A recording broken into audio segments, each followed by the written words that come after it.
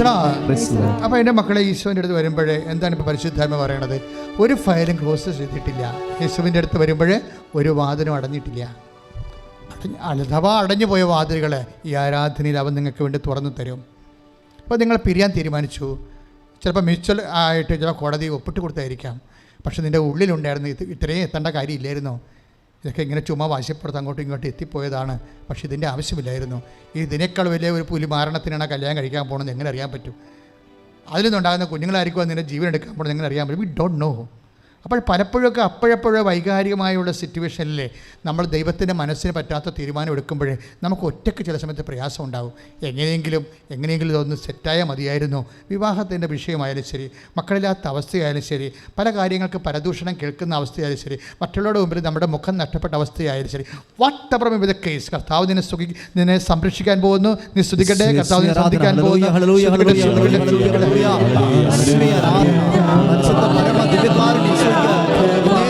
ആരാധനയും സ്തുതിയും പുകഴ്ചയും ഉണ്ടായിരിക്കട്ടെ.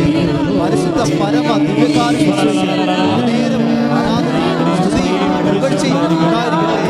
പരിശുദ്ധ പരമ ദിവ്യകാരുണ്യ ആരാധനയും സ്തുതിയും പുകഴ്ചയും ഉണ്ടായിരിക്കട്ടെ.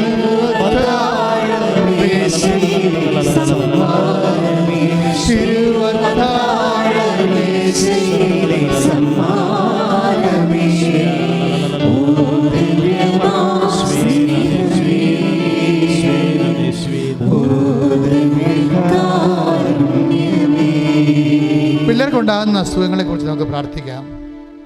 ചിലപ്പോൾ ഗർഭസ്ഥ ശിശുവായിരിക്കാം. ഡോക്ടർ പറഞ്ഞിരിക്കുന്നത് അത് ആന്തരിക പല അവയവങ്ങളും വളരണില്ല, വേണ്ടത്ര തൂക്കമില്ല.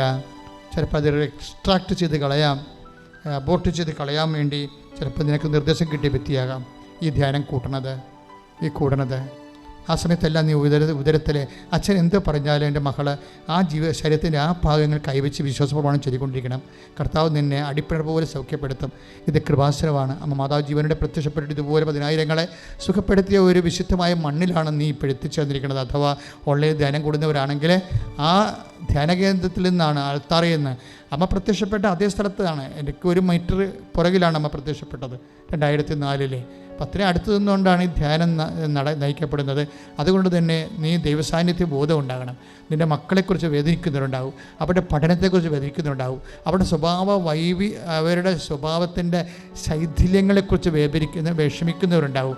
ചിലപ്പോൾ ഇങ്ങനെയുള്ള എല്ലാ മക്കളും, ചില വഴിയില്ലാത്തവർ, വീടില്ലാത്തവർ, വെള്ളമില്ലാത്തവർ, ഇങ്ങനെ എത്രയോ പ്രശ്നങ്ങളാണ് ഈ ദിവസങ്ങൾ പുതുതായിട്ട് റേസ് ചെയ്യണത്. അതായത് വെള്ളത്തിൻ്റെ പ്രശ്നം വർഷങ്ങളായിട്ടുള്ള പ്രശ്നമാകാം. മാർച്ച് മാസവും ഏപ്രിൽ മാസവും വരുമ്പോഴേ കുടിവെള്ളം കിട്ടത്തില്ല, മഴ പെയ്യുമായിരിക്കും. പക്ഷേ കിണറ്റ് കൊണ്ട് ജീവിക്കുന്നവർക്ക് അതിന് വെള്ളമില്ല. ആ മേഖലയെല്ലാം സമർപ്പിക്കപ്പെടേണ്ട വിഷയമാണ്. അവിടെ എല്ലാം ശാശ്വത പരിഹാരമാണ് ഉണ്ടാകുന്നത്.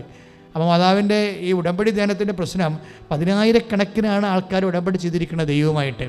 അവർ അതിനേക്കാൾ നല്ല ചൈതന്യത്തോടെ ജീവിക്കുന്നവരുണ്ട്. അവരുടെ എല്ലാ സുഹൃത്തുക്കളുടെ ആസ്തി എന്ന് പറഞ്ഞ ഉടമ്പടിയുടെ ശക്തിയാണ്. ശ്രദ്ധിക്കട്ടെ. ഹല്ലേലൂയ.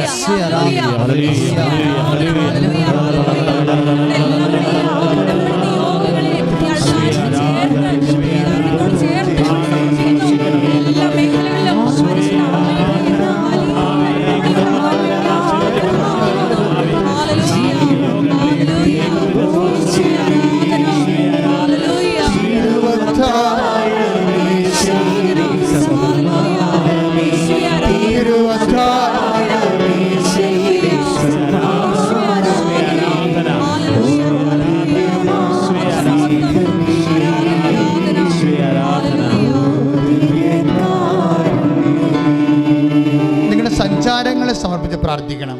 കൃപാസനത്തിലെ അമ്മ സഞ്ചാരി മാതാവാണ്. ഉടമ്പടി എടുക്കുമ്പോൾ ഉടമ്പടി വാഗ്ദാനമാണ്. 33:14-16 വാഗ്ദാനമാണ്. ഉടമ്പടി എടുക്കുന്ന എല്ലാവർക്കുമുള്ള ദൈവത്തിൻ്റെ വാഗ്ദാനമാണ്. പുറപ്പാട് 33:14 I will come with you, ഞാൻ നിൻ്റെ കൂടെ വരും. അതുകൊണ്ട് ഇത് നമ്മളിവിടെ ചെയ്യുന്ന മരിയൻ ഉടമ്പടിയാണ്. മരിയൻ ഉടമ്പടി മാതാവിൻ്റെ മധ്യസ്ഥത്തിൽ ചെയ്യുന്ന ഉടമ്പടിയാണ്, യേശുവിനോട് ചെയ്യുന്ന ഉടമ്പടിയാണ്. അതുകൊണ്ട് തന്നെ അമ്മ മാതാവിൻ്റെ മധ്യസ്ഥത്തിലും മാതൃകയും ചെയ്യുന്ന ഉടമ്പടി. അമ്മ മാതാവിൻ്റെ സാന്നിധ്യം നിൻ്റെ കൂടെ ഉണ്ടാകും. അതുകൊണ്ട് നിൻ്റെ സഞ്ചാരങ്ങളെ സമർപ്പിക്കണം. കാര്യം നിൻ്റെ കൂടെ സഹസഞ്ചാരിയായിട്ടാണ് മാതാവ് പലർക്കും ഇപ്പോഴ് പ്രത്യക്ഷപ്പെടുകയും സാന്നിധ്യം നൽകുകയും ചെയ്തുകൊണ്ടിരിക്കണം. അപ്പോൾ നിങ്ങളുടെ സഞ്ചാരങ്ങളില്ലേ, ഇപ്പോൾ നിങ്ങൾ ബാങ്കിലേക്ക് പോവുകയാണ്, അത് സഞ്ചാരമാണല്ലേ. ലോൺ എടുക്കാൻ വേണ്ടി പോകുന്നത്. ഇന്നലെ ഒരു സാക്ഷ്യം ഉണ്ടായി, ഇന്നിട്ടുണ്ട് സാക്ഷ്യം. എന്താ സംഭവിച്ചാൽ അവർക്ക് വീടില്ലാതെ ഇരിക്കുന്ന സമയത്ത് ഇവിടെ ആരാധന കൂടിക്കൊണ്ടിരിക്കുന്ന സമയത്ത് തന്നെയാണ് അവളെക്കുറിച്ച് പറയും കർത്താവ് എന്നിലൂടെ. ഞാനിങ്ങനെ പറയുമ്പോൾ നിങ്ങൾ ഓർക്കും ഇത് എൻ്റെ കാര്യമല്ലാണ്, പക്ഷേ ഇത് ആരുടെയൊക്കെ കാര്യമാണ്.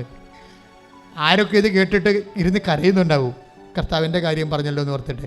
എന്ത് സംഭവിച്ചില്ല, അവർക്ക് അപ്പം തന്നെ ബാങ്കിൽ നിന്ന് ഓൺലൈനിൽ തന്നെ ധ്യാനം കൂടുന്ന സമയത്ത് തന്നെയാണ് അവിടെ ഫോണിൽ മെസ്സേജ് വരണത്. അപ്പോൾ അത്രയും സ്പീഡായിട്ടാണ് വരണത്. ഇപ്പം നിങ്ങളുടെ സഞ്ചാരങ്ങളെല്ലാം സമർപ്പിക്കണം. ഇപ്പോൾ ചിലപ്പോൾ നിങ്ങൾക്ക് യൂണിവേഴ്സിറ്റി പോയിട്ട് വിത്ത് ഹെൽഡായിട്ടുള്ള നിങ്ങളുടെ സർട്ടിഫിക്കറ്റ് എടുക്കാൻ പോവുകയാണ്, നിങ്ങളുടെ മാർക്ക് ലിസ്റ്റ് വിത്ത് ഹെൽഡായി പോയി. അപ്പോൾ നിങ്ങൾക്ക് അവിടെ പോകണം.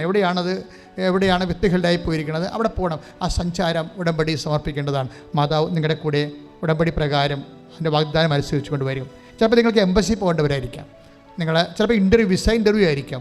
ചിലപ്പോൾ ഇങ്ങനെയുള്ള എല്ലാ മേഖലകളിലും സഞ്ചരിച്ചെത്തും. അത് ഉടമ്പടിയുടെ മാത്രം ഒരു അനുഗ്രഹമാണ്. അതായത് ഞാനീ പറയുന്ന എല്ലാം സാക്ഷ്യം കേട്ടതിന് ശേഷമാണ്. ഒറ്റപ്പെട്ട സാക്ഷ്യമാണ്, ഒരു 5-6 സാക്ഷ്യമാണെങ്കിൽ ദാറ്റ്സ് ഓക്കെ, മേ ബി ആൾക്കാർക്ക് ഒറ്റപ്പെട്ടതായിരിക്കാം. പക്ഷെ അങ്ങനെയല്ല, ഇത് സ്ഥിരമായിട്ട് സഞ്ചാരം നടക്കുന്നുണ്ട്. എവിടെയെല്ലാം ആരെല്ലാം ആത്മാർത്ഥമായിട്ട് അമ്മയെ ഉടമ്പടി പ്രകാരമാണ് ജീവിക്കുന്നു, അവിടെ കൂടെ ആശുപത്രി വരും. ആശുപത്രി വന്നിട്ട് പറയും ഇത് ഒപ്പീനിയനല്ല, ഇത് ഡോക്ടർ ഈ പറയുന്നതല്ല കാര്യം, നീ സെക്കൻഡ് ഒപ്പീനിയൻ എടുക്കണം. അത് നിൻ്റെ ചെവി എന്നോട് പറഞ്ഞു തരും, നീ സെക്കൻഡ് ഒപ്പീനിയൻ എടുക്കണം. എടുത്തതിന് ശേഷം പിന്നെ സംഭവിക്കുന്ന കാര്യങ്ങളൊക്കെ നമ്മുടെ കണ്ണ് നിറഞ്ഞു പോകും. അതെല്ലാം ഈ ആഴ്ചത്തെ സാക്ഷ്യങ്ങളാണ്. അതായത് മാതാവ് സഞ്ചരിക്കുക മാത്രമല്ല, സംസാരിക്കുകയും ചെയ്യും. കഴിഞ്ഞ ദിവസത്തെ ഒരു സാക്ഷ്യം എന്ന് പറയുന്നത് ഭയങ്കര രസമാണ്. യാക്കോബ അപ്പച്ചൻ്റെ സാക്ഷ്യം. അങ്ങേർക്ക് 10-74 വയസ്സുണ്ട്, ഭാര്യയ്ക്ക് ഉണ്ടായി നമുക്ക് 70 വയസ്സ്. ഹാർട്ടിൻ്റെ പ്രശ്നമാണ്, അനങ്ങാൻ പാടില്ല, വീട്ടിൽ കിടപ്പാണ്. അപ്പോൾ വൈഫിൻ്റെ കിടപ്പ് കണ്ടിട്ട് അനങ്ങാൻ പാടില്ലല്ലോ, അതുകൊണ്ട് വൈഫിൻ്റെ കിടപ്പ് കണ്ടിട്ട് അപ്പച്ചൻ ഇവിടെ വന്നു. അങ്ങേർക്ക് കൊണ്ട് 70 വയസ്സ്, കൊല്ലത്തുനിന്ന് വണ്ടി കയറി ഇവിടെ വരണം. അപ്പോൾ എന്നപ്പോൾ കഴിഞ്ഞിട്ട് ഇവിടെ കാര്യങ്ങളൊക്കെ തിരക്കും ഭയങ്കര ബഹളമായത് കാരണം ഓഫീസിൽ ചോദിച്ചു, എൻ്റെ വൈഫിന് അസുഖമാണ് ഹാർട്ടിൻ്റെ. അപ്പോൾ പറഞ്ഞു നിങ്ങൾ ഉടമ്പടി എടുക്കണം, അതിന് അല്ല അച്ഛനെ കാണാൻ പറ്റുമോ? അപ്പോൾ അവർ പറഞ്ഞു അത് ആളെ കൊണ്ടുവന്നാലേ കാണാൻ പറ്റത്തുള്ളൂ എന്ന് പറഞ്ഞു. അപ്പോൾ ആളെ കൊണ്ടുവരാൻ പറ്റിയ കണ്ടീഷനല്ല. അപ്പോൾ അപ്പച്ചൻ പക്ഷേ വയസ്സാണെങ്കിലും ഈ സ്റ്റെയർ കേസൊക്കെ കയറിപ്പോയി പാവപ്പെട്ടവൻ ഉടമ്പടി ചെയ്യണ കാര്യം ആത്മാർത്ഥമാണ്, അതാണ് സംഭവം. പാവപ്പെട്ടവൻ ഉടമ്പടി എടുത്ത് എന്നൊക്കെയല്ല 3-ാം നില വരെ കയറിപ്പോകണം. ദാറ്റ് മീൻസ് ഉടമ്പടി എടുക്കാൻ ചങ്കൂറ്റമുള്ളവർ മാത്രം എടുത്താൽ മതി എന്നുള്ളതാണ് ഞങ്ങളുടെ ഒരു നിലപാട്. കാര്യം അല്പം ബുദ്ധിമുട്ടാണ് കണ്ടത്, അപ്പോൾ തന്നെ അവർ വണ്ടി വിട്ട് പോയി കൊടുക്കും. ഉടമ്പടി ദൈവത്തോട് ചെയ്യുന്ന വാഗ്ദാനമാണല്ലോ, അതുകൊണ്ട് ഇങ്ങനെ ഒന്തിവിട്ട് ഷോ പോലെ ചെയ്യാൻ പറ്റത്തില്ല.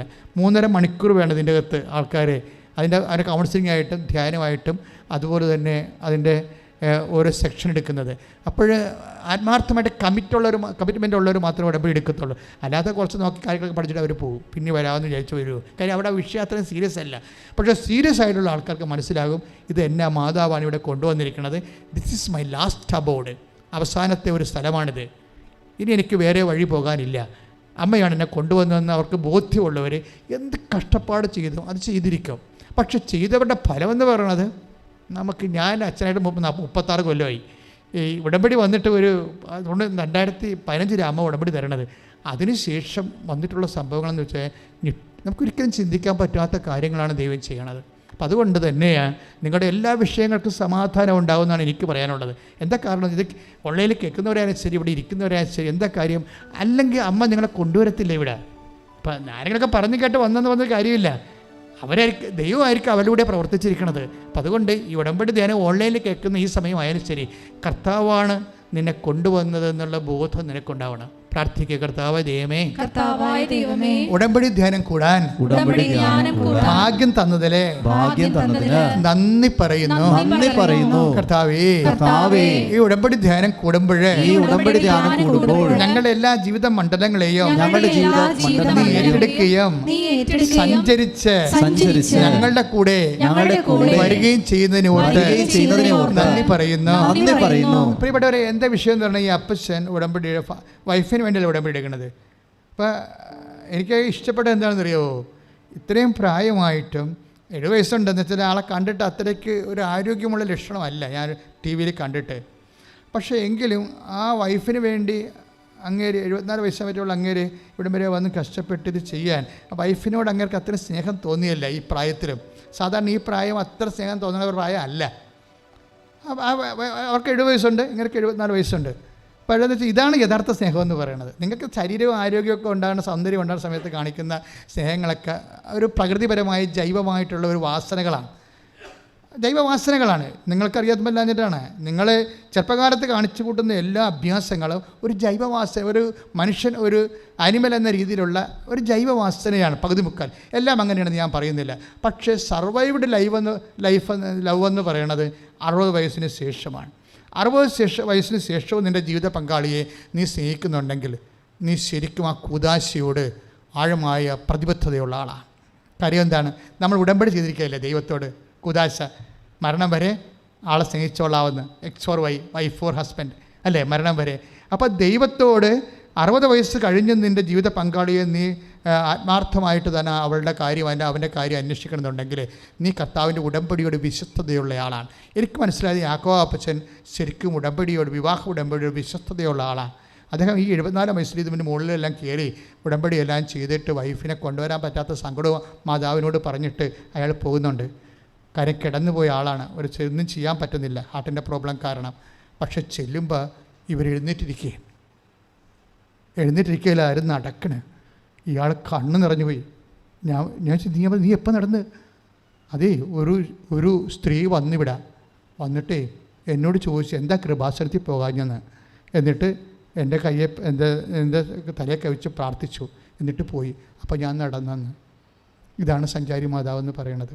നമുക്ക് കാണാമല്ലോ, നിങ്ങൾ യൂട്യൂബിലുണ്ട് അവരുടെ സാക്ഷ്യം. 74 വയസ്സുള്ള ഒരു ഭംഗിയായിട്ട് പറയുമോ, ഭംഗിയൊക്കെ വെച്ച് പറയുക ആൾക്കാർ ഇല്ല, അവർ ആത്മാർത്ഥമായിട്ടേ പറയത്തുള്ളൂ. 74 വയസ്സുള്ള അത് ഭാര്യയും ഭർത്താവും കൂടി വന്നെന്നാണ് സാക്ഷ്യം പറയണത്. അതാണ് രസം.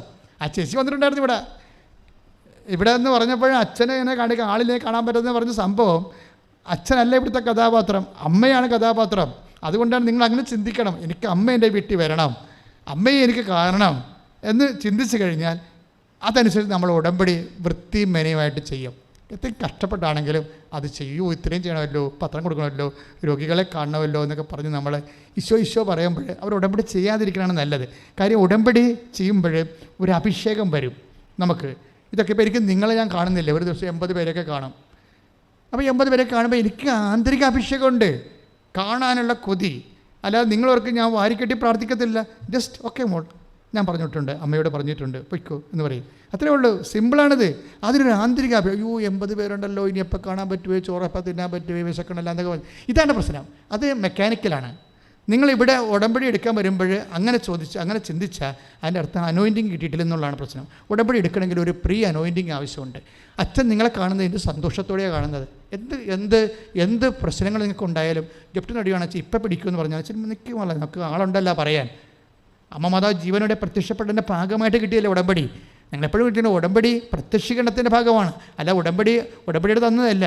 അമ്മയുടെ പ്രത്യക്ഷീകരണം അടയാളങ്ങൾ കൊണ്ട് അത് സ്ഥിരീകരിക്കുകയും സഭ ആ അടയാളം കണ്ട് പഠിക്കുകയും അമ്മയുടെ പ്രത്യക്ഷീകരണം സത്യമാണെന്ന് നാളെ പറയുകയും ചെയ്യാൻ വേണ്ടിയാണ് അമ്മ പ്രത്യക്ഷീകരണ പ്രാർത്ഥന ആദ്യം തന്ന് അതിൻ്റെ ഭാഗമായിട്ടാണ് ഉടമ്പടി തന്നത്. അപ്പോൾ ആ പ്രത്യക്ഷീകരണ പ്രാർത്ഥനയിൽ ഒരു വാക്കുണ്ടായിരുന്നു 2000 എന്താണ്? അമ്മ ആഗ്രഹിക്കുന്ന ഒരു കൃപാവര പദ്ധതി കൃപാസനത്തിലും ഞങ്ങളുടെ കുടുംബത്തിലും നിറവേറാൻ ഇടയാക്കണമേ. അത് ആൾക്കാർ 6 മാസം പ്രാർത്ഥിച്ചപ്പോഴാണ് ആ കൃപാവര പദ്ധതി കൃപാസനത്തിലും ഞങ്ങളുടെ കുടുംബത്തിലും നിറവേറുന്ന കൃപാവര പദ്ധതിയായിട്ടാണ് ഉടമ്പടി വരണത്. അതുകൊണ്ട് ഉടമ്പടി സാക്ഷ്യങ്ങളെല്ലാം വരണത് അമ്മയുടെ പ്രത്യക്ഷീകരണത്തിൻ്റെ ഭാഗമായിട്ടാണ്. അതിൽ ഉടമ്പടി എടുക്കുന്ന എല്ലാവരും മനസ്സിൽ പ്രാർത്ഥിക്കണം, അമ്മേ പ്രത്യക്ഷീകരണത്തിൻ്റെ സാക്ഷിയായിട്ട് എൻ്റെ കുടുംബത്തെ ഉയർത്തണമേ. നെഞ്ചത്ത് കൈവച്ച് പ്രാർത്ഥിച്ചേ, അമ്മേ പരിശുദ്ധ അമ്മേ കൃപാസനം മാതാവേ സമയ ഘടികാരം നെഞ്ചിൽ ചാർത്തിക്കൊണ്ട് ദുരന്തമുണ്ടാകാൻ പോകുന്നു പ്രാർത്ഥിക്കണമെന്ന് ആവശ്യപ്പെട്ട ദൈവ മനസ്സനുസരിച്ചുകൊണ്ട് എല്ലാ ദുരന്തങ്ങളെയും പ്രാർത്ഥന കൊണ്ട് പ്രതിരോധിക്കാൻ ഉടമ്പടി എടുത്തിരിക്കുന്ന ഞങ്ങളുടെ പ്രാർത്ഥനാ ചൈതന്യത്തെ ഊതി കത്തിക്കണമേ. അഭിഷേകത്തോടെ മുന്നഭിഷേകത്തോടെ ലളിതമായി മനസ്സ് ഭാരപ്പെടാതെ ഉടമ്പടി എടുത്ത് നിറവേറ്റുവാൻ ഉടമ്പടി പ്രവർത്തിച്ചുകൊണ്ട് വിശേഷത്തിന്റെ സാക്ഷിയാകുവാൻ അമ്മയെപ്പോലെ യേശുവിനെ സ്വീകരിക്കാൻ യേശുവിനെ ലോകത്തിന് കൊടുക്കുവാൻ ഈ ഉടമ്പടി പ്രകാരം എന്നെയും അനുഗ്രഹിക്കണമേ, അഭിഷേകം ചെയ്യണമേ. സ്തുതിക്കട്ടെ.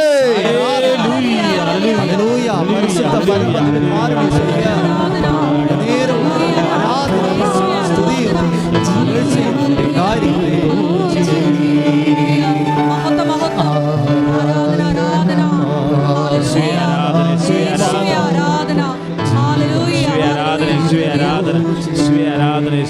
ഹല്ലേലൂയ ഹല്ലേലൂയ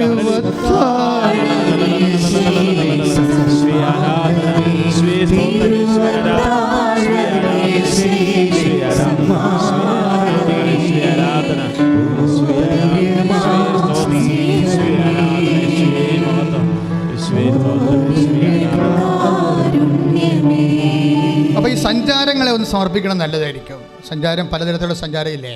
ഇപ്പം നിങ്ങൾ പരീക്ഷ എഴുതാൻ പോകുന്നതൊരു സഞ്ചാരമാണല്ലേ, PSC എഴുതാൻ പോകുന്നൊരു സഞ്ചാരമാണ്, കെട്ടൊക്കെ എഴുതാൻ പോകുന്ന സഞ്ചാരമാണ്. എല്ലാം സഞ്ചാരമല്ലേ? സഞ്ചാരമില്ലാത്ത എന്തുണ്ട്? സഞ്ചരിക്കാതെ നിലയിൽ നടക്കുക. അപ്പോൾ അതുകൊണ്ട് ഈ സഞ്ചാരമെല്ലാം സമർപ്പിക്കണം. നിങ്ങളുടെ ജോലി സംബന്ധമായ കാര്യങ്ങൾ, ഇപ്പോൾ നഷ്ടപ്പെട്ട പോയ പണമായിരിക്കാം, ചിലപ്പോൾ ബാങ്കിലേക്കുള്ള യാത്രയായിരിക്കാം, ചിലപ്പോൾ ദേവാലയത്തിലേക്കുള്ള യാത്രയാണ്. ഏറ്റവും വലിയ പ്രശ്നം വന്നിരിക്കുന്നത് ദേവാലയത്തിലേക്കുള്ള യാത്രയ്ക്കാണ് ഇപ്പോൾ പ്രശ്നം വന്നിരിക്കുന്നത്, അല്ലേ? ദേവാലയത്തിലേക്കുള്ള യാത്ര ആൾക്കാർ ഓൺലൈൻ കുർബാന കൂടി ഇപ്പോഴേ ചിലർ മടിയന്മാരായിട്ടുണ്ട്, അല്ലേ? നമ്മൾ വീടൊക്കെ, ഞാൻ ഒരു വീട് സന്ദർശിച്ചപ്പോൾ അവർ ഞായറാഴ്ച സന്ദർശിച്ചപ്പോൾ അവർ കുർബാനയ്ക്ക് പോയിട്ടില്ല. അപ്പോൾ അവരോട് ഞാൻ ചോദിച്ചപ്പോൾ ഉള്ള ഈ കോവിഡ് കഴിഞ്ഞ് പിന്നെ അങ്ങനെ പോകാൻ പറ്റിയിട്ടില്ല, ഇനി പോകണമെന്നൊക്കെ പറഞ്ഞിരിക്കുകയാണ്. അപ്പോൾ അവരുടെ ആ ഉപ്പ് കെട്ടുപോയി, ഉപ്പിൻ്റെ ഉറ, ഭക്തിയുടെ ഉപ്പ്, കർത്താവ് പറഞ്ഞില്ലേ, ഉപ്പിൻ്റെ ഉറ കെട്ടുപോകുന്നു പറഞ്ഞില്ലേ? ദൈവത്തോടുള്ള സ്നേഹം ഒരു ഉപ്പാണ്, ദൈവത്തോടുള്ള ഭക്തി ഒരു ഉപ്പാണ്, ദൈവത്തോടുള്ള വിശ്വാസം ഒരു ഉപ്പാണ്. അതിൻ്റെ ഉറ അത് ചെയ്യാതെ ഇരുന്ന് കെട്ടുപോയി. അപ്പോൾ നിങ്ങൾ ഇനി ഒരിക്കലും ധരിക്കരുത്. കാര്യം കുർബാനയെക്കുറിച്ച് ഞാൻ അച്ഛന് പറയാനുള്ളത്, കുർബാനയുടെ ദിവസങ്ങളല്ലേ, കർത്താവ് വിശുദ്ധ കുർബാന സ്ഥാപിച്ച മഹാദിനങ്ങളിലേക്ക് നമ്മൾ പ്രവേശിക്കുകയാണ്. അപ്പോൾ ഓർക്കേണ്ട കാര്യം, ഇനി ഒരിക്കലും നിങ്ങൾ തീരുമാനം എടുക്കണം, ഇനി ഒരിക്കലും ഓൺലൈനിൽ കുർബാന കൂടത്തില്ലെന്ന്, TV-യിൽ കുർബാന കൂടത്തില്ലെന്ന്, മൊബൈലിൽ കുർബാന കൂടത്തില്ലെന്ന്. കാര്യം കുർബാന എന്ന് പറയണത് എന്താണ്? ഉടമ്പടിയാണ്. അത് ഉടമ്പടി എന്താ നമ്മൾ ചെയ്യണത്? എൻ്റെ ഓർമ്മയ്ക്കായി ചെയ്യുവിൻ, അല്ലേ? ഈശോ എന്താ പറഞ്ഞത്?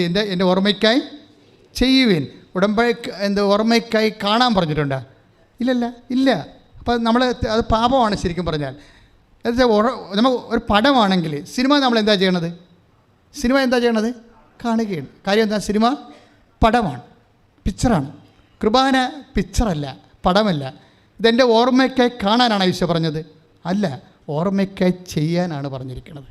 അത് 10 കിലോമീറ്ററും 34 കിലോമീറ്ററുമൊക്കെ സഞ്ചരിച്ച് ആൾക്കാർ കുർബാന കൂടാൻ പോകുന്നത് തെക്കേ ഇന്ത്യയിൽ, വടക്കേ ഇന്ത്യയിൽ മിഷണറീസ് എന്ന് പറയും, അച്ഛന്മാർ വന്ന് പറയുമ്പോഴേ, അച്ഛാ 19 കിലോമീറ്റർ സഞ്ചരിച്ചാണ് അവർ എൻ്റെ കുർബാനയ്ക്ക് വന്നതെന്ന്. ഇവിടെ മുട്ടിന് ഞാൻ പോയ വീടിൻ്റെ അടുത്താണ് പള്ളി, പക്ഷേ അവർ ഇതുവരെയും കുർബാനയ്ക്ക് പോയില്ല. കാര്യം അതിൻ്റെ ഉപ്പ് കെട്ടുപോയി, അവരുടെ ഉറ കെട്ടുപോയി. ഇതെന്താണെന്ന് വെച്ചാൽ കോവിഡ് വരുത്തിയിട്ടുള്ള ദുരന്തം എന്ന് പറയണത് മനുഷ്യൻ്റെ ഉള്ളിൽ നിന്ന് കാര്യം വിശ്വാസത്തിനൊരു കുഴപ്പമെന്ന് പറയണത്, വിശ്വാസം പരിശീലിച്ചാൽ മാത്രമേ അത് നിലനിൽക്കത്തുള്ളൂ. അതാണ് എൻ്റെ പ്രശ്നം. വിശ്വാസത്തിനൊരു പ്രശ്നം അതാണ്. അത് ഭാഷ്യം അങ്ങനെയാണല്ലോ. ഇപ്പം നിങ്ങൾ പണ്ട് ബോംബെ താമസിച്ചവരാണ്, ഞാൻ അന്ന് പച്ചവെള്ളം പോലെ ഹിന്ദി പറഞ്ഞിരുന്നതാണെന്നൊക്കെ പറയും. പക്ഷേ ഇപ്പോൾ ബബ്ബ ജബ എന്ന് പറയും, ഒന്നറിയത്തില്ല. അത് സംഭവമാണ്. ഞാനും ഗ്രീക്ക് പഠിച്ച ഒരു കൊല്ലം, ലാറ്റിൻ പഠിച്ചതാണ് ഒരു കൊല്ലം. പക്ഷേ ഇപ്പോൾ ഇംഗ്ലീഷും മലയാളം മാത്രം അറിയാം. എന്താ കാര്യം? അതാണ് ഇപ്പോൾ ഉപയോഗിക്കുന്നതുകൊണ്ട് അതേ മാത്രം അറിയാൻ പാടുള്ളൂ. അതെന്താ പ്രശ്നം വെച്ച് കഴിഞ്ഞാൽ, നമ്മളെപ്പോഴും വിശ്വാസം ഇങ്ങനെയാണ്. നമുക്ക് വിശ്വാസം ഉപയോഗിക്കുന്ന അനുസരിച്ച് മാത്രമേ അത് പ്രാർത്ഥനയായാലും അതിൽ നിലനിൽക്കാൻ പറ്റത്തുള്ളൂ. ബാക്കിയുള്ളത് മറന്നു പോകും. വിശ്വാസം മറന്നുപോയാൽ ദൈവത്തെ മറന്നു എന്നതിൻ്റെ അർത്ഥം. വിശ്വാസമായിട്ട് ആർക്കും മറക്കാൻ പറ്റത്തില്ല, ദൈവത്തെ മറന്നു പോയെന്നതിൻ്റെ അർത്ഥം. കുർബാനയ്ക്ക് പോകാൻ പറ്റണില്ല, കുടുംബ പ്രാർത്ഥനയ്ക്ക് പഴയതുപോലെ ചെയ്യാൻ പറ്റണില്ല. ദാറ്റ് മീൻസ് കുടുംബ പ്രാർത്ഥന മറന്നു എന്ന് പറഞ്ഞ സംഭവമില്ല, ദൈവത്തെ മറന്നു എന്നേ പറയാൻ പറ്റത്തുള്ളൂ. ദൈവത്തെ മറന്നുപോയി, അത് വലിയൊരു അപരാധമാണ്. കാര്യം സ്വന്തം അപ്പനും അമ്മയും മറന്നാലും ദൈവത്തെ മറക്കാൻ പറ്റത്തില്ലല്ലോ. കാര്യം അപ്പനും അമ്മയും 70 വയസ്സാകുമ്പോൾ മരിക്കത്തില്ലേ, അല്ലെങ്കിൽ 80 വയസ്സാകുമ്പോൾ മരിക്കത്തില്ലേ? നിനക്ക് വേണ്ടി ഒരിക്കലും മരിക്കാത്തവൻ, അഥവാ നിന്നെ നിത്യമായി ജീവിപ്പിക്കാൻ വേണ്ടിയല്ലേ അവൻ ക്രൂശ് മരണം പോലും ഏറ്റെടുത്തിരിക്കുന്നത്. അപ്പം എങ്ങനെയാണ് അവനെ നീ മറക്കണത്? പ്രാർത്ഥിക്കുക, കർത്താവേ ദൈവമേ, അറിഞ്ഞോ അറിയാതെയോ വിശ്വാസത്തിലും പ്രാർത്ഥനയിലും ഞാൻ അങ്ങയെ മറന്നു പോയിട്ടുണ്ട്. എന്നെ അപ്പനേക്കാളും അമ്മയെക്കാളും മറക്കാതെ സ്നേഹിക്കുന്ന എൻ്റെ ദൈവമേ, നിന്നെ മറന്നു പോയതിലെ ഞാൻ ഖേദിക്കുന്നു. കർത്താവേ, എൻ്റെ സൂക്ഷിച്ചു പോയ വിശ്വാസത്തെ, എരിവുപോയ പ്രാർത്ഥനകളെ കർത്താവേ നീ തിരികെ തരണമേ. ഇപ്പോൾ തിരികെ തരണമേ. എന്നെയും എൻ്റെ കുടുംബത്തെയും പ്രാർത്ഥനാ ചൈതന്യത്താൽ, ദൈവസ്നേഹത്താൽ അഭിഷേകം ചെയ്യണമേ. ശ്രുതികട്ടെ, ശ്രുതികട്ടെ. കർത്താവേ, സ്തുതിച്ച് പ്രാർത്ഥിക്കുന്ന കർത്താവേ, കർത്താവേ, പീഡാനുഭവത്തിന്റെ വലിയ ദിവസങ്ങളിലൂടെ കടന്നു പോകുന്ന ഞങ്ങളെ അഭിഷേകം ചെയ്യണമേ. ദിവ്യകൃപാനയാൽ സ്പർശിക്കണമേ. ഹൃദയം ജ്വലിച്ചു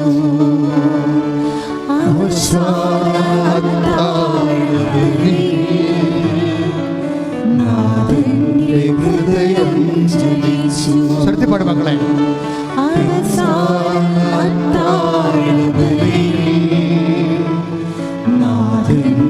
ഹൃദയം ജ്വലിച്ചു തിരിയാതെ പ്രിയരിൽ വസിക്കാനീശോ സ്നേഹത്തിൽ കൂദാശയായി. തിരിയാതെ പ്രിയരിൽ വസിക്കാനീശോ സ്നേഹത്തിൽ കൂദാശയായി.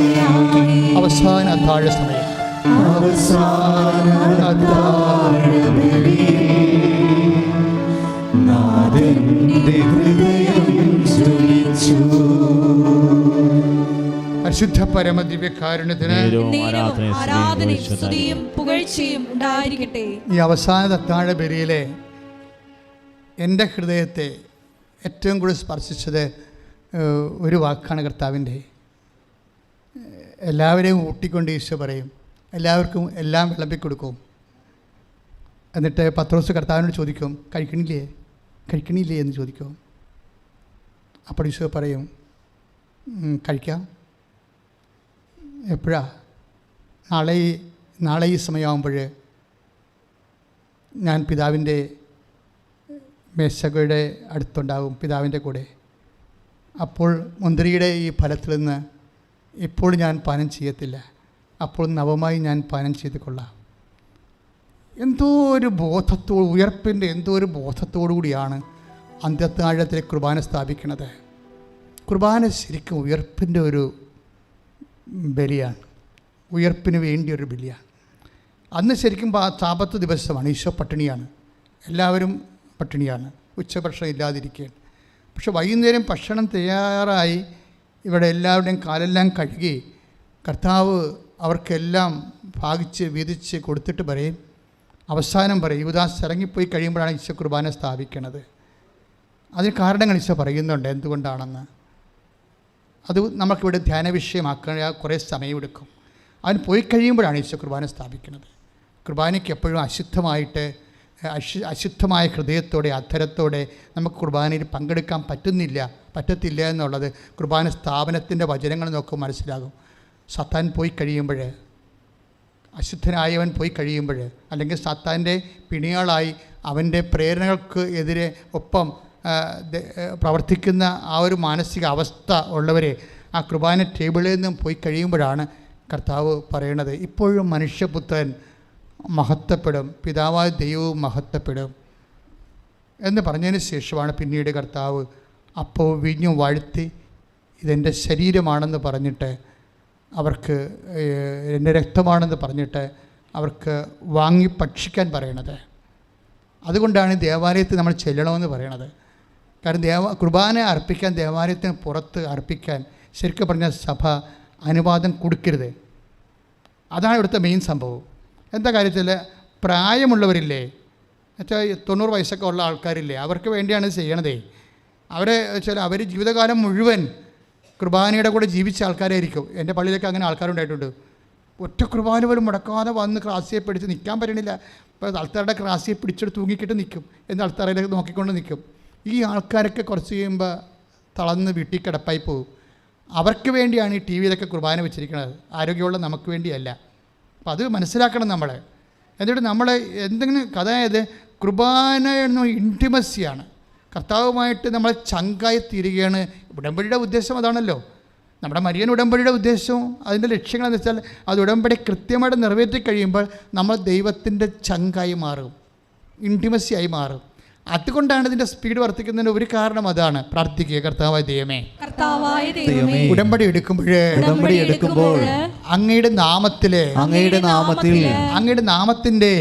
നാമത്തിന്റെ മഹത്വത്തിന് വേണ്ടി പരിശുദ്ധ അമ്മയെപ്പോലെ വിശ്വസ്തയോടെ ഉടമ്പടി പാലിക്കുവാൻ എന്നെ സഹായിക്കണമേ.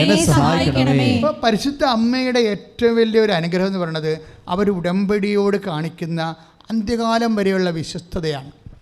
ഇപ്പം നമ്മൾ കുരിശിൻ്റെ വഴിയിൽ പാടത്തില്ലേ, കവിഞ്ഞൊഴുകുന്ന എത്ര 6 സ്വരത്തിൽ പറ, കവിഞ്ഞൊഴുകുന്ന 4 കണ്ണുകൾ, വിങ്ങിപ്പൊട്ടുന്ന അമ്മയും മകനും. അതാണ് സംഭവം. അമ്മയും മകനും സംസാരിക്കുന്നില്ല. അതിപ്പോൾ തുടങ്ങിയല്ല.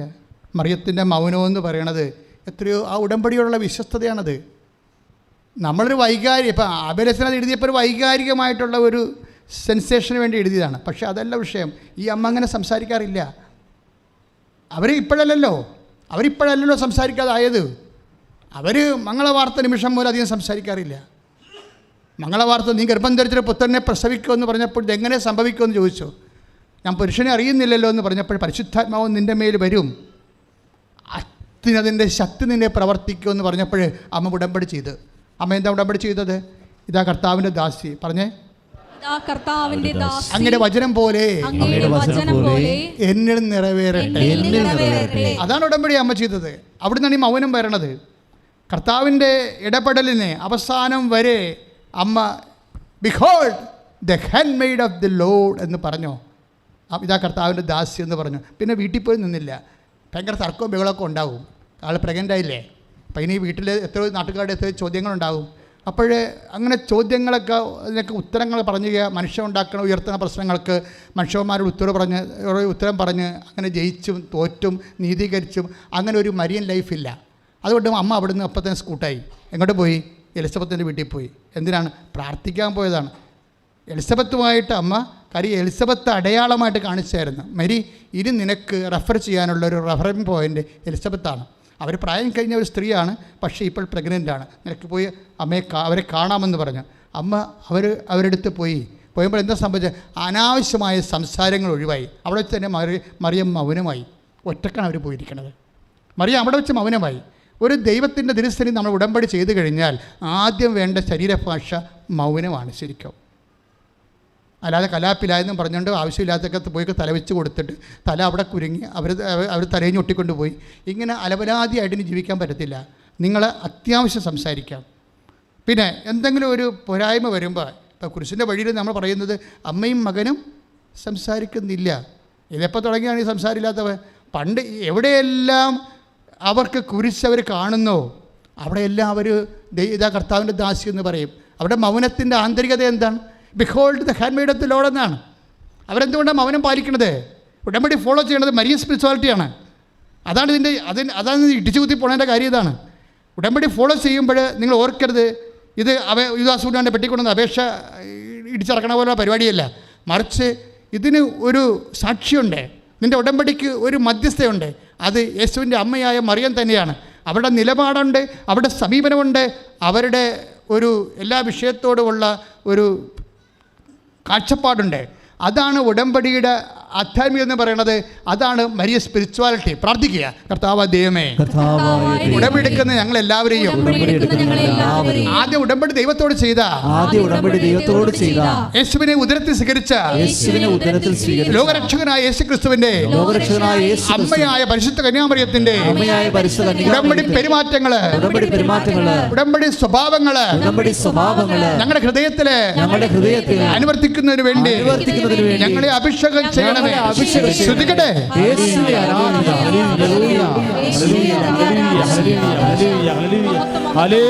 കരങ്ങൾ ഉയർത്തിക്കൊണ്ട് ശ്രദ്ധിക്കട്ടെ.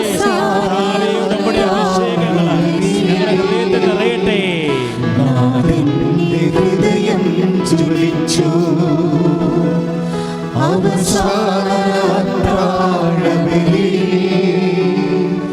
നാഥന്റെ ഹൃദയം ജ്വലിച്ചു പിരിയാതെ വസിക്കാനീശോ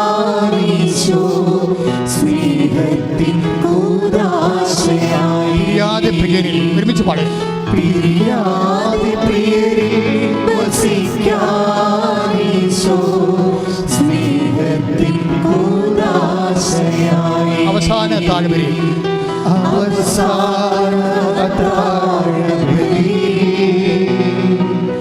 നാഥന്റെ ഹൃദയം ജ്വലിച്ചു.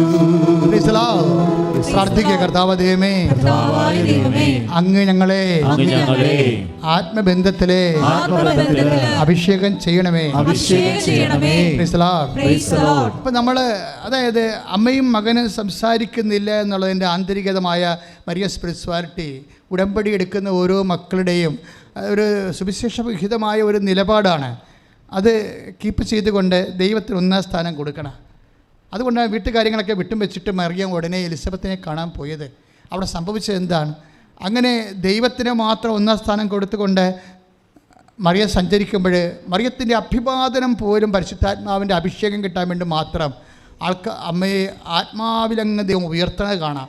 ഇത് ഉടമ്പടി സംഭവിക്കണം. പ്രാർത്ഥിക്കുക. കർത്താവായ ദൈവമേ, പരിശുദ്ധ അമ്മയെപ്പോലെ ഞങ്ങളെയും ദൈവത്തിന് മാത്രം ഞങ്ങളെ ആശ്രയിക്കാൻ പ്രാർത്ഥിക്കാൻ ദൈവത്തിന്റെ വചനം അനുസരിച്ചുകൊണ്ട് ഇതാ കർത്താവിന്റെ ദാസൻ, ഇതാ കർത്താവിന്റെ ദാസി എന്ന് പറഞ്ഞുകൊണ്ട് സുവിശേഷത്തിന്റെ സാക്ഷിയായി ജീവിക്കുവാൻ പീഡാനുഭവത്തിന്റെ കുരിശുമരണത്തിന്റെ ഉയർത്തെഴുന്നേൽപ്പിന്റെ വലിയ സാക്ഷിയായി ഞങ്ങളെ ഉയർത്താൻ വേണ്ടി ഇപ്പോൾ അഭിഷേകം ചെയ്യണമേ.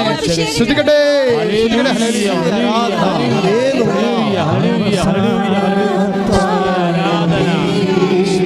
ഒരുമിച്ച് പാടുക, ഒരുമിച്ച് പാടുക സ്വരത്തിലെ.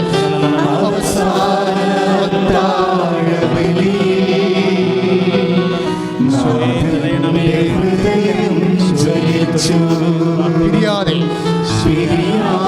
പ്രിയരിൽ വസിക്കാനീശോ സ്നേഹത്തിൻ കൂദാശയായി. പിരിയാതെ പ്രിയരിൽ വസിക്കാനീശോ സ്നേഹത്തിൻ കൂദാശയായി. ഹല്ലേലൂയ.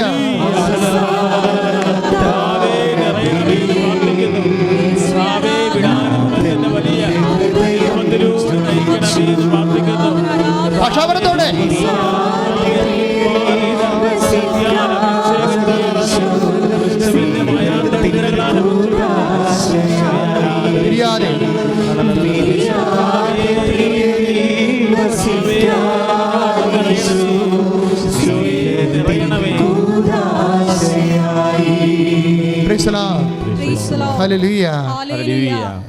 അതായത് നമ്മൾ മരിയ സ്പിരിച്വാലിറ്റി നമ്മൾ ഫോളോ ചെയ്യുമ്പോൾ we are actually following Jesus Christ.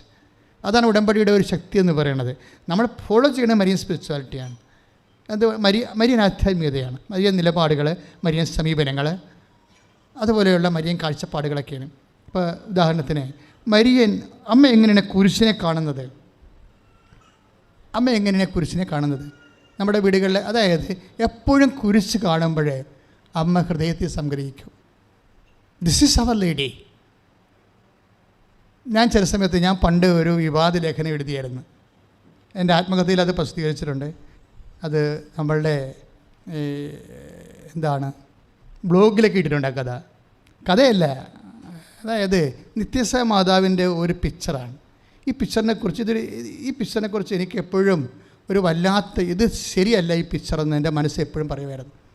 ഈ അമ്മയുടെ ജീവിതം കൂടുതൽ സംസ്കരിക്കാൻ നോക്കുമ്പോഴേ എപ്പോഴും ഈ നിത്യസ മാതാവിൻ്റെ നൊവേന പുസ്തകമില്ലേ, അതിൽ എന്താ സംഭവിക്കണമെന്ന് നോക്കിയാൽ നിങ്ങൾ, അതൊരു ബൈസൻ്റെയിൻ പിക്ചറാണ്.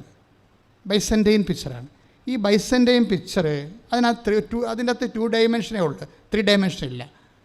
3 ഡയമെൻഷൻ എന്ന് വെച്ചാൽ അത് ഖനമില്ല, പടം ഇത് നീളവും വീതിയും മാത്രമേ ഉള്ളൂ. അങ്ങനെയുള്ള എല്ലാം ഇന്ത്യൻ ആർട്ടെല്ലാം ഇത് 2 ഡയമെൻഷനേ ഉള്ളൂ. അതുകൊണ്ട് അതല്ല ഇവിടുത്തെ പ്രശ്നം. ഇവിടുത്തെ പ്രശ്നം ഈ അമ്മയുടെ കയ്യിൽ, നിത്യസമാധാൻ്റെ കയ്യിലിരിക്കുന്ന ഉണ്ണിനെ കണ്ടിട്ടില്ലേ? എന്നിട്ട് 2 മാലാഖമാരെ കണ്ടിട്ടില്ലേ? അപ്പുറത്തും ഇപ്പുറത്തും കുരിശ് കാണിക്കണത്, കുരിശും പിടിച്ചുകൊണ്ട് 2 മാലാഖമാർ ഇപ്പുറത്ത് നിൽക്കുന്നില്ലേ? അപ്പോൾ ഉണ്ണിയുടെ കാര്യമായിട്ട് നിങ്ങൾ നോക്കിയിട്ടുണ്ടോ?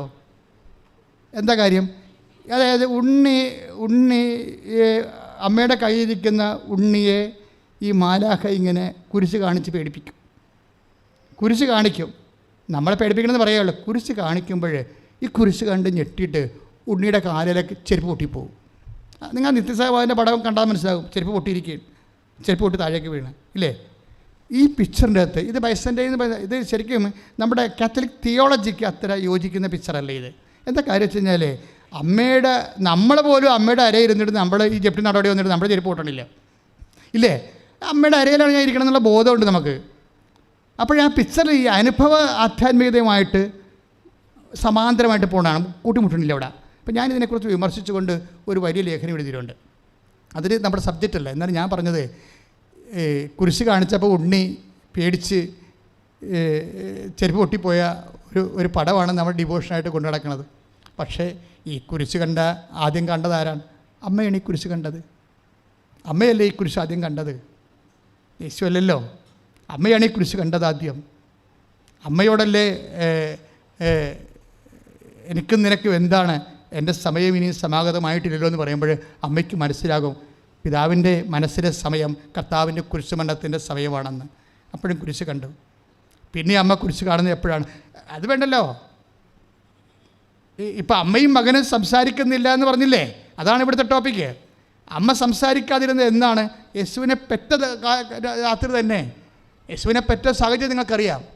ഒരു കുരിശുമരണത്തിൻ്റെ എല്ലാവിധ പ്രയാസവും ഒരു സ്ത്രീ അനുഭവിച്ച രാത്രിയാണ്. കാര്യം നിറവേറും കൊണ്ട് ചുവന്ന് തെണ്ടികളെപ്പോലെ, കാക്കാസിന് വരുമാനമില്ലാത്ത ആൾക്കാരെ പോലെ, ഒരു വിലയുമില്ലാത്ത നിലയുമില്ലാത്ത ആൾക്കാരെ പോലെ ഓരോ വീടും തെണ്ടി നടന്നില്ലേ? അപ്പോൾ ഈ ഇപ്പം പ്രസവിക്കാൻ പോകുന്ന ഒരു സ്ത്രീയുടെ ദൈന്യത പോലും കാണാൻ ഉള്ള കണ്ണില്ലാത്ത മനുഷ്യരുടെ വഴികളിൽ കൂടി നടന്നത്, അപമാനിതയായി നടന്നത് ആരാണ് നടന്നത്? അമ്മയാണ് നടന്നത്. അന്ന് അമ്മ സംസാരിച്ചില്ല. അമ്മയും മകനും സംസാരിക്കുന്നില്ലെന്ന് പറയുമ്പോൾ കുരിശ് കാണുമ്പോൾ അമ്മ എന്ത് ചെയ്യുമെന്ന് നോക്കിയാൽ മതി. ആ രാത്രി പ്രാകൃതരായ മനുഷ്യർ രാത്രി 2 മണിക്ക് വരുമ്പോഴേ അവരെ കണ്ട് അമ്മ പേടിച്ചില്ല. അവർ പോയി കഴിഞ്ഞപ്പോൾ, ഇടയന്മാർ പോയി കഴിഞ്ഞപ്പോൾ എത്രയോ നല്ല മനുഷ്യർ വീട്ടിൽ പ്രസവിച്ചിരുന്നെങ്കിൽ എത്രയോ നല്ല മനുഷ്യർ ഈ പെറ്റതറിയാൻ വേണ്ടി വന്നേനാവെന്ന് അമ്മ ഓർത്തില്ല. മറിച്ച് ദൈവത്തെക്കുറിച്ചാണ് ഓർത്തത്. എന്താണ്? ഹൃദയത്തെ സംഗ്രഹിച്ചു. അതാണ് മറിയത്തിൻ്റെ മൗനം എന്ന് പറയുന്നത്. അമ്മയും മകനും സംസാരിക്കാതിരുന്നത് കുരിശിൻ്റെ വഴി മാത്രമല്ല, അമ്മയുടെ ജീവിതത്തിലെല്ലാം കുരിശ് കാണുന്ന കാലത്തൊന്നും അമ്മ സംസാരിച്ചിട്ടില്ല മനുഷ്യന്മാരോട്, പക്ഷേ ദൈവത്തോട് സംസാരിച്ചു. അതാണ് മരിയൻ ആധ്യാത്മികത എന്ന് പറയുന്നത്. ഉടമ്പടി ഫോളോ ചെയ്യുന്നത് അതാണ്. നീ ഉടമ്പടി ഇരിക്കുമ്പോൾ തന്നെ, ഞാൻ ഈ ദിവസങ്ങൾ ഇട്ടിരിക്കുന്നതിന് ഇപ്പോൾ 1,40,000 പേര് ഓൾറെഡി അത് ആ ധ്യാനം കൂടിക്കഴിഞ്ഞ്. കഴിഞ്ഞ ചൊവ്വാഴ്ചത്തെ ധ്യാനമാണ്. ഇപ്പോഴും 1,40,000 പേര് കൂടി. ആദ്യമായിട്ടാണ് ഒരു ആഴ്ചയിൽ 1,40,000 പേര് ഒരു ധ്യാനം കൂടുന്നത്. എന്താ അവിടെ പറഞ്ഞിരിക്കുന്നത്? ഉടമ്പടിയിൽ ഇരിക്കുമ്പോൾ ക്രൈസിസ് വന്നാൽ എന്ത് ചെയ്യണമെന്നാണ് പറഞ്ഞിരിക്കുന്നത് ആ ധ്യാനത്തിൽ. അതിൽ 3 പേരുടെ അനുഭവങ്ങൾ പറഞ്ഞിട്ടുണ്ട്. ഉടമ്പടിയിൽ ഇരിക്കുമ്പോൾ ക്രൈസിസ് വന്നാൽ എന്ത് ചെയ്യും? അത് ദൈവം വരുത്താതെ ഒരിക്കലും ക്രൈസിസ് വരത്തില്ല. അവിടെ എന്താണ് അങ്ങനെ ക്രൈസിസ്? ഉടമ്പടി ഇരിക്കുമ്പോൾ ക്രൈസിസ് വന്ന ആളാണ് മറിയം. മറിയം എന്താ പറഞ്ഞത്? ഇതാ കർത്താവിൻ്റെ ദാസി. ഇതെങ്ങനെ സംഭവിക്കുമെന്ന് ചോദിക്കുമ്പോഴേ Luka 1:38 എന്താ പറഞ്ഞത്? ഇതാ കർത്താവിൻ്റെ ദാസി. ഇത് ഈ കർത്താവിൻ്റെ ദാസി എന്ന് പറഞ്ഞാൽ അടുത്ത വചനം എന്താണ്? അങ്ങയുടെ വചനം പോലെ എന്നിൽ. അതാണ് ഉടമ്പടി എന്ന് പറയണത്. ദൈവത്തോട് ചെയ്ത ഉടമ്പടി അതാണ്.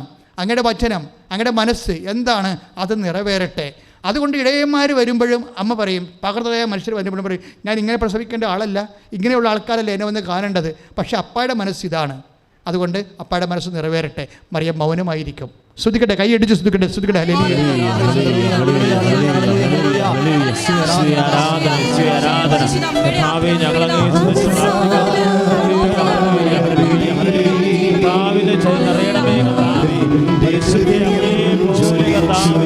എല്ലാ ഹൃദയത്തിലും സംഗ്രഹിച്ച്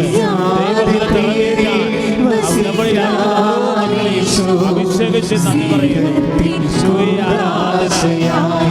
ആരാധന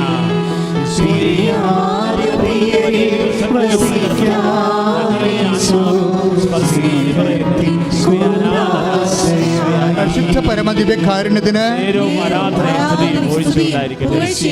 നിങ്ങൾ ദൈവത്തിൻ്റെ സാന്നിധ്യം അനുസ്മരിച്ചുകൊണ്ടിരിക്കണം കേട്ടോ. ഈ സമയത്തൊന്ന് പ്രാർത്ഥിക്കർത്താവേ, കർത്താവേ, എൻ്റെ ബുദ്ധിയിലെ, എൻ്റെ ബുദ്ധിയിലെ, എൻ്റെ ചിന്തയിലെ, എൻ്റെ ചിന്തയിലെ, എൻ്റെ വിചാരങ്ങളിലെ എൻ്റെ വിചാരങ്ങളിലെ എല്ലാം കർത്താവ് നിറയട്ടെ, എല്ലാം കർത്താവ് എല്ലാം പരിശുദ്ധാത്മാവ് നിറയട്ടെ. ഞാൻ പരിശുദ്ധാത്മാവിനാൽ ഏലിയായെ പോലെ ഇടിക്കപ്പെടട്ടെ. ശ്രദ്ധിക്കട്ടെ. Hallelujah, hallelujah, hallelujah, hallelujah, hallelujah. യേശുവേ നിറയണമേ, യേശുവേ നിറയണമേ. ഹല്ലേലൂയ, യേശുവേ ആരാധന, യേശുവേ ആരാധന, യേശുവേ ആരാധന. പിന്നെയും കുരിശ് കാണുമ്പോൾ മറിയം മൗനമായിരിക്കും.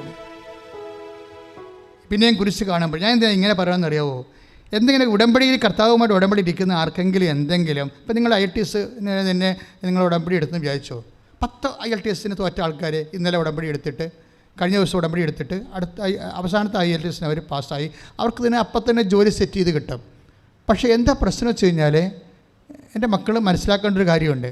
അതായത് നിങ്ങൾ ദൈവമായിട്ട് ഉടമ്പടി ഇരിക്കുമ്പോൾ എന്തെങ്കിലും നമ്മൾക്ക് പ്രതീക്ഷിക്കാത്ത കാര്യങ്ങൾ സംഭവിച്ചാൽ അമ്മയെപ്പോലെ ഇതാ കർത്താവിൻ്റെ ദാസി അങ്ങയുടെ വചനം പോലെ എന്നിൽ നിറവേറട്ടെ എന്ന് പറയുമ്പോഴാണ് ഉടമ്പടി ആക്ടിവേറ്റ് ആകണത്. ചാർജ് ചെയ്തുകൊണ്ട് കാര്യമുള്ളൂ. മൊബൈൽ ചാർജ് ചെയ്തുകൊണ്ട് കാര്യമുണ്ടോ? അത് ആക്ടിവേറ്റ് ആകണ്ടേ അല്ലേ? മൊബൈൽ ചാർജ് ചെയ്യണ ഒരു ഫംഗ്ഷനാണ്, അതേസമയം തന്നെ അത് ചാർജ് ആക്ടിവേറ്റ് ആക്കണത് വേറൊരു ഫംഗ്ഷനാണ്. ഉടമ്പടി എടുക്കണതൊരു വിഷയമാണ്, പക്ഷേ ഉടമ്പടി ചാർജ് ചെയ്യണത് വേറൊരു വിഷയമാണ്. എപ്പോഴും ദൈവത്തിൻ്റെ വചനം ജീവിതത്തിൽ പാലിച്ചുകൊണ്ട് ബോധപൂർവമായിട്ട് പാലിച്ച് സുവിശേഷത്തിന് സാക്ഷിയാകുമ്പോഴാണ് ഉടമ്പടി ചാർജ് ആകണത്. പ്രാർത്ഥിക്കുക. കർത്താവായ ദൈവമേ, എൻ്റെ ജീവിതത്തിലെ പരിശുദ്ധ അമ്മയെപ്പോലെ അങ്ങയുടെ വചനം പാലിച്ചുകൊണ്ട് ഉടമ്പടിയെ ചാർജ് ചെയ്യിക്കാൻ എന്നെ അഭിഷേകം ചെയ്യണം. ശ്രദ്ധിക്കട്ടെ. Hallelujah, hallelujah, hallelujah, hallelujah, hallelujah. ഉടമ്പടി ചെയ്യുന്ന മക്കളെ സമർപ്പിക്കുന്നു, ഉടമ്പടി മക്കളെ സമർപ്പിക്കുന്നു.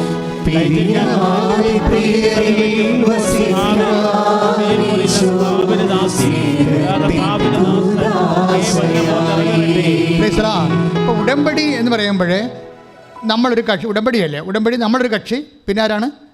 ഈശോ ഒരു കക്ഷിയാണ്. മറിയം കക്ഷിയല്ല ഇതിൻ്റെ അകത്ത്. മറിയം ആരാണ്? ഈ നിങ്ങൾ ഈശോയുമായി ചെയ്ത ഉടമ്പടിയുടെ സാക്ഷിയാണ് മറിയം. പിന്നെ ആരാണ്? മധ്യസ്ഥയാണ്. ഈ മാധ്യസ്ഥം എന്ന് പറയുന്നത് ഉടമ്പടിയുടെ മരിയം മാധ്യസ്ഥം എന്ന് പറയുന്നത് ജനറൽ മാധ്യസ്ഥമുണ്ട്, പർട്ടിക്കുലർ മാധ്യസ്ഥമുണ്ട്, വിശിഷ്ട മാധ്യസ്ഥം പർട്ടിക്കുലർ. ഈ പർട്ടിക്കുലർ മാധ്യസ്ഥം എന്ന് പറയുന്നതാണ് ഉടമ്പടിയിൽ നിങ്ങൾ പ്രയോഗിക്കേണ്ടത്. അതെന്താണെന്ന് വെച്ച് കഴിഞ്ഞാൽ മറിയത്തിൻ്റെ മാതൃക മാക്സിമം അനുഷ്ഠിക്കുന്നതാണ് പർട്ടിക്കുലർ മാധ്യസ്ഥത്തിൻ്റെ വിഷയം.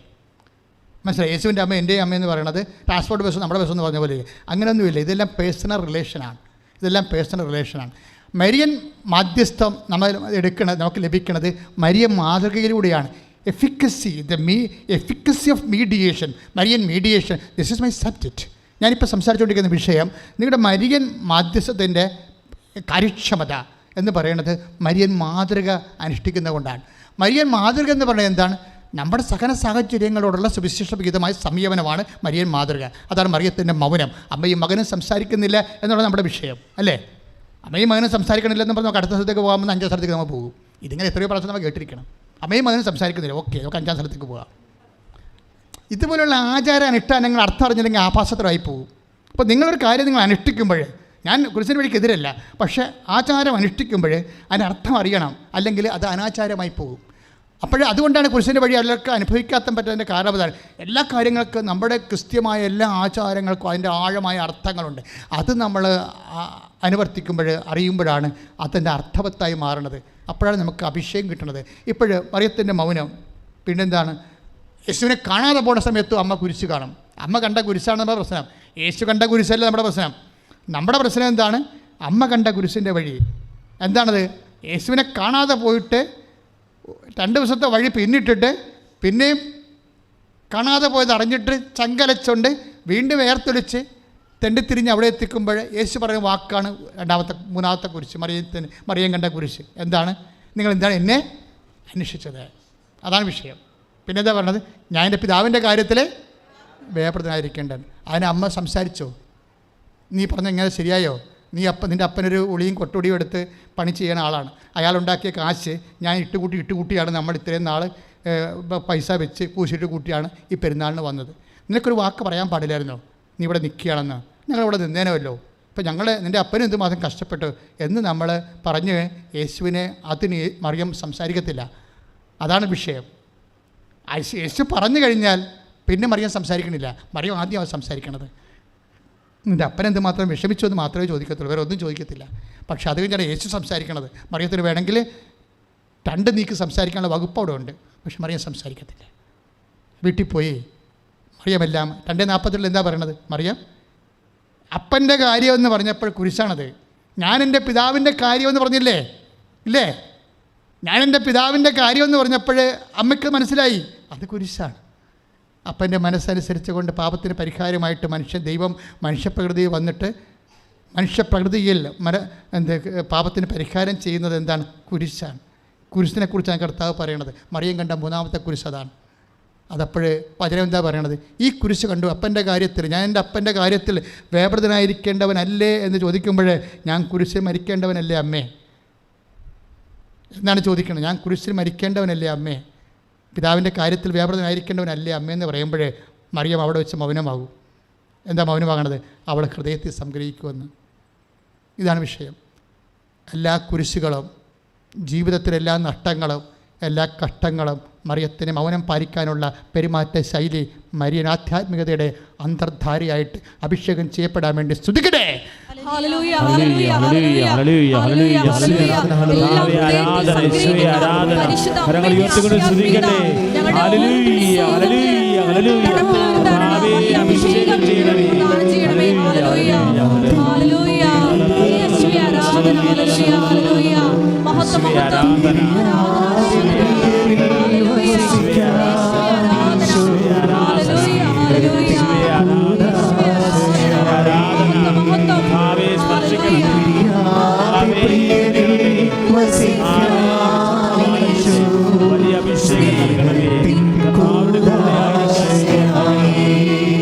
പരിശുദ്ധ പരമ ദിവ്യകാരുണ്യത്തിന്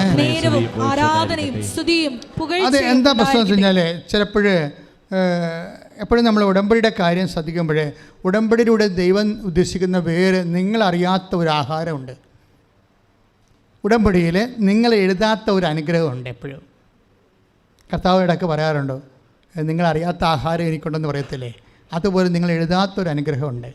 അതെന്ന് വെച്ച് കഴിഞ്ഞാൽ ശക്തീകരിക്കുകയാണ് അതിൻ്റെ ഏറ്റവും വലിയ. അതായത് നിങ്ങളെ ദൈവം ഒരു വ്യക്തിക്ക് അവന് അഭിഷേകമായി അവൻ്റെ കൂടെ ആയെന്ന് നമ്മൾ അറിയണത് എങ്ങനെയാണ്? ആ വ്യക്തി അനുഗ്രഹങ്ങൾ പ്രാപിക്കുമ്പോൾ മാത്രമല്ല, ആത്മാവിൽ ശക്തി പ്രാപിക്കുമ്പോഴാണ്. പറഞ്ഞ മനസ്സിലായ? ആത്മാവിൽ ശക്തി പ്രാപിക്കുമ്പോഴേ. കഴിഞ്ഞ ദിവസങ്ങളിൽ ഒരു ചെടുത്തൊരു സാക്ഷ്യം പറഞ്ഞു. അവരുടെ 21 വയസ്സായ മകൻ മരിച്ചു വാഹനാപകടത്തിൽ. ഒരു മകനേ ഉണ്ടായിരുന്നുള്ളൂ. 21 വയസ്സായ മകൻ വാഹനാപകടത്തിൽ മരിച്ചു. അവന് ഭയങ്കരമായ പ്രയാസങ്ങൾ ആ ചേച്ചിക്കൊണ്ട് അറിയാവില്ല, ചിന്തിക്കാവുന്നേ ഉള്ളൂ. ഒരേ ഒരു മകൻ 21ാമത്തെ വയസ്സിൽ മരിച്ചാലുണ്ടാകുന്ന അമ്മയുടെ ആഘാതം എന്ന് പറയണത് കുരിശിൻ്റെ ചുവട്ടിൽ നിൽക്കണ മാതാവിൻ്റെ ആഘാതം പോലുള്ള ആഘാതമാണ്. ഇവരങ്ങനെ. പക്ഷേ ഇവർ കുറച്ച് കഴിഞ്ഞപ്പോൾ ഇവരോട് ആരോ ഉടമ്പടിയെക്കുറിച്ച് പറഞ്ഞു. നമ്മുടെ യൂട്യൂബിൽ ആ സാക്ഷ്യം കിടപ്പുണ്ട്. അപ്പോൾ ആ മനസ്സ് തകർന്ന അവർ വന്ന് ഇവിടെ വന്നിട്ട് ഉടമ്പടി എടുത്തപ്പോൾ ഇവർ പറയാത്ത ഒരു കാര്യം അമ്മ പറഞ്ഞു. ഉടമ്പടി എടുത്തത് അവരുടെ ആ തകർച്ചയിൽ നിന്ന് അവരൊത്തൊരു മനസ്സിനൊരു മോചനം കിട്ടാൻ വേണ്ടിയാണ് ഒരു ഉടമ്പടി എടുത്തത്. പക്ഷേ ഉടമ്പടി എടുത്ത് അവർ ഇവിടെ വന്ന് അമ്മയുടെ മുഖത്ത് നോക്കിയപ്പോൾ പറഞ്ഞ്, നീ ഇനിയും പ്രസവിക്കുമെന്ന് പറഞ്ഞു. അപ്പോൾ അവർ പറഞ്ഞു, എനിക്ക് 53 വയസ്സുണ്ട് ഇപ്പോഴേ, ഞാനിനി പ്രസവിച്ച് 54 വയസ്സിലല്ലേ, ഞാനിപ്പോൾ 53 വയസ്സിൽ പ്രഗ്നൻ്റ് ആയാൽ ഞാൻ 54 വയസ്സിലല്ലേ പ്രസവിക്കത്തുള്ളൂ. ദാറ്റ് മീൻസ് അറൗണ്ട് 55 വയസ്സ്. അപ്പോഴെന്നാലും അമ്മ പറഞ്ഞത് ഇവൾ മനസ്സിൽ സൂക്ഷിച്ച്, അത് കർത്താവിൻ്റെ ദാസ്യം എന്ന് പറഞ്ഞ പോലെ അതുപോലെ പറഞ്ഞ് അവിടെ പോയി. ആ ആഴ്ച അവർ പ്രഗ്നൻ്റായി. അപ്പോൾ എല്ലാവരും പറഞ്ഞത് എന്ത് പരിപാടിയാണ്, ഈ 53 വയസ്സിലൊക്കെ പ്രഗ്നൻ്റായി കഴിഞ്ഞാൽ 55 വയസ്സൊക്കെ പിള്ളേരെ പ്രസവിച്ച് കഴിഞ്ഞാൽ എന്ത് ചെയ്യും? അത് പിള്ളേർക്ക് രോഗമുണ്ടാകും. ആ രോഗമല്ല, ഈ ബുദ്ധിമാന്ദ്യം ഉണ്ടാകും, ഓട്ടിസം ഉണ്ടാകും, അല്ലെങ്കിൽ ഡൗൺ സിൻഡ്രോം ഉണ്ടാകും. ഇത് ടെർമിനേറ്റ് ചെയ്ത് കളയണമെന്ന് പറയുമ്പോൾ പറഞ്ഞ് കളയത്തില്ല, ഇത് അമ്മ തന്നതാണെന്ന് പറയും. കളയത്തില്ല, അമ്മ തന്നതാണ്. അമ്മ എന്താണ് തന്നത് ഞാൻ വാങ്ങിക്കുമെന്ന് പറയും.